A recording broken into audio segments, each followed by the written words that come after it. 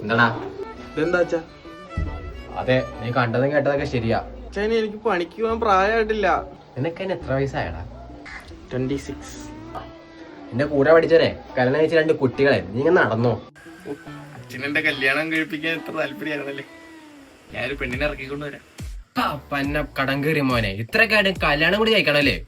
അച്ഛൻ എന്നാ പിന്നെ എന്നെ പഠിക്കാൻ വിട്ടാ പോരെ? ഇവനെ ഡോക്ടറാൻ വിട്ടു, ചെന്ന 2ാമത്തെ ദിവസം ഒരുത്തനെ കൊന്നേക്കുന്നു.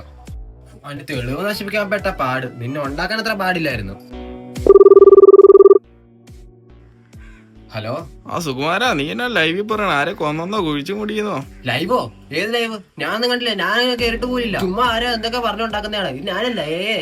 അച്ഛാ, അത് പിന്നെ എന്റെ ഫോണിൽ നിന്ന് അറിയാണ്ട് ലൈവ് ഇപ്പൊ നമ്മള് പറഞ്ഞൊക്കെ എല്ലാരും കേട്ട്. ചതിച്ചല്ലോടാ നീ എന്താണ് നീ കാണിച്ചു വെച്ചേക്കുന്നേ? അച്ഛാ, അത് പിന്നെ അറിയാണ്ട് സംഭവിച്ചതാ.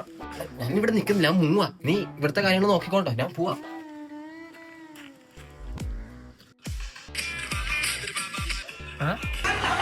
ഇതാ ഗോവിന്ദചാമിയെ പിടികൂടുന്ന ദൃശ്യങ്ങൾ. ഈ ദൃശ്യങ്ങൾ മാതൃഭൂമി ന്യൂസിൽ മാത്രമാണ് പ്രേക്ഷകർ.